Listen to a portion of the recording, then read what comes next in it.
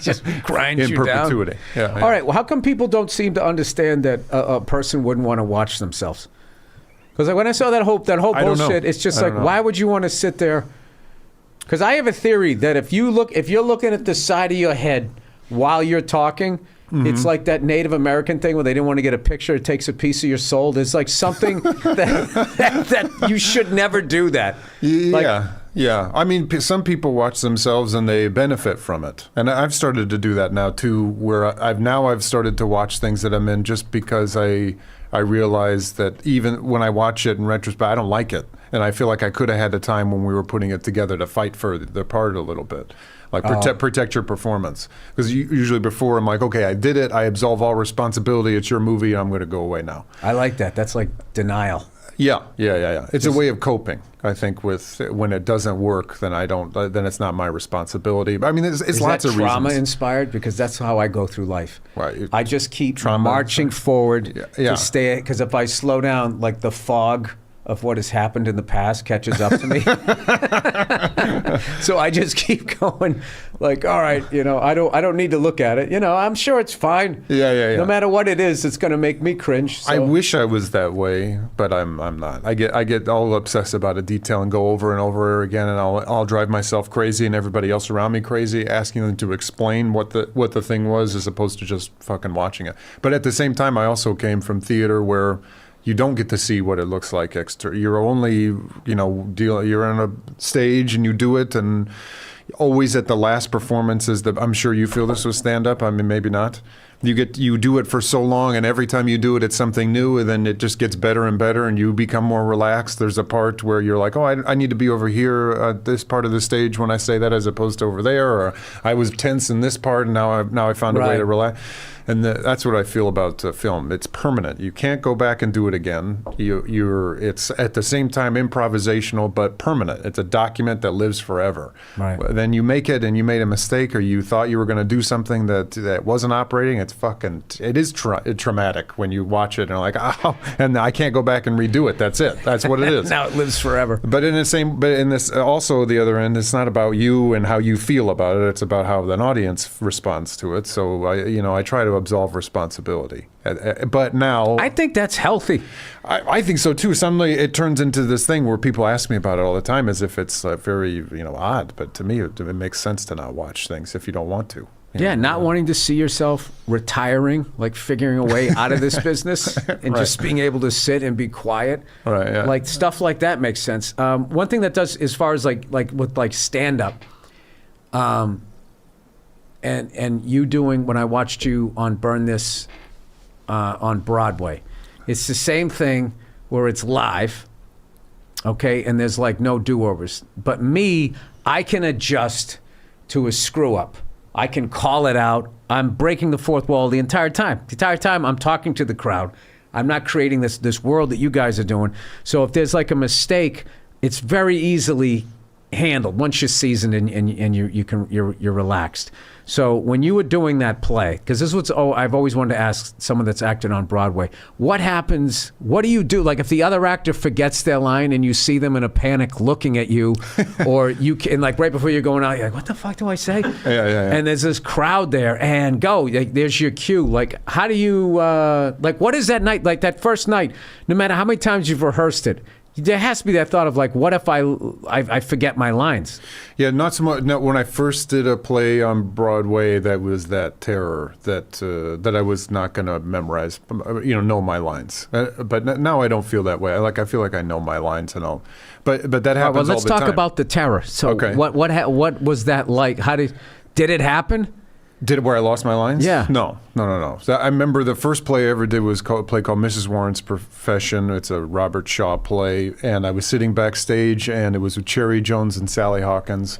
And they were acting, and there's the mic in my dressing room, or the speaker in my dressing room. And somebody said something that was funny. And for the first time, I heard a crowd that size laugh. And I was fucking terrified because it's immense, and very...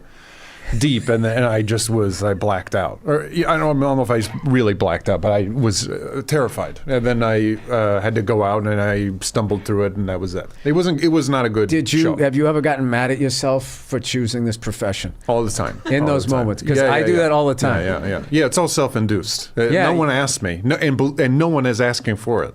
That's what I was always saying. I would always be sitting there, like when I was getting called on stage, horrible crowd, or like you're gonna do Letterman, and it's freezing cold, and he doesn't look like he's in a good mood. And I'm just like, why? I'm a fucking shy person. Why did I decide to do this? This is stupid. Oh yeah, all the time. Yeah.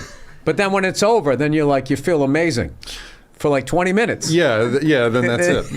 I always the best part of getting of jobs is the first 20 minutes when I realize I'm going to do the job. But then after that, it's just misery until it's over. Yeah, you're like, oh fuck, now I have to go do it. Yeah, and it has to be great, and it has to be something that was worth all the effort to get there. Well, I got to tell you, when I saw you on that, like, dude, you came out in that play, Burn This. It was like, it was already a good play. You didn't come on, I felt, for like the first 10 minutes. Right. And when your character comes in, I think he was hammered or whatever, he's just an erratic, crazy fucking person. And you came in, and it was just like electrifying. The whole thing just was flying after that. And I'm not, I'm a comedian. So like I'm going to Broadway, and we have like, I think we confuse Cats with everything else on Broadway. So we just think it's going to be like, oh my God, I had a dream. I'm like, oh no. How am I going to lie to this guy afterwards and be like, oh yeah, that was fantastic. I got my little Cats doll here, and I want to be on the Great White Way. I was so like psyched. Like that's only happened 2 times. Oh really? Your play, and then when I first moved to LA, my neighbor across the street wrote a play and put it out up here in LA. And LA theater is not known does not have a reputation. And I was in a fucking panic, because it wasn't, not only would I have to say that I liked it after the show, the guy lived across the street from me. So like, how long could I keep the lie on my face? And fortunately, I went there and I loved it, and it was really hilarious, and it was really smart, really funny. Let me tell you about a story so true. We're showing me style, and it's all so cool. It's about a garment torn and frayed, getting his threads, the story conveyed. Walking down the streets with holes in my teeth. These ripped things here, part of me you see. It ain't about the brand or the label it holds. It's about the journey, the stories it unfolds. In these ragged clothes, I find my voice. A testament to resilience, my choice. From the streets to the stage, I rock my style. In my tattered shirt, I walk that mile.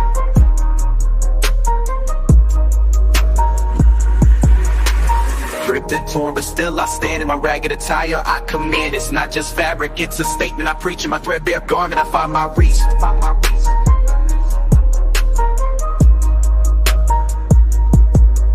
From the barrio to the bar, I make my mark. In my worn out jeans, I leave a spark. They may call it rags, but I call it art. In every stitch and tear, I play my part. It's the struggle of the streets, the hustle so real. In my tattered jacket, I seal the deal. A symbol of defiance against the status quo. My passion of pants, I let it show. It's not about the riches or the wealth I lack. In my faded hoodie, I stay on track. It's the heart of the hustle, the grind each day. In my worn out kicks, I find my way. Ripped and torn, but still I stand.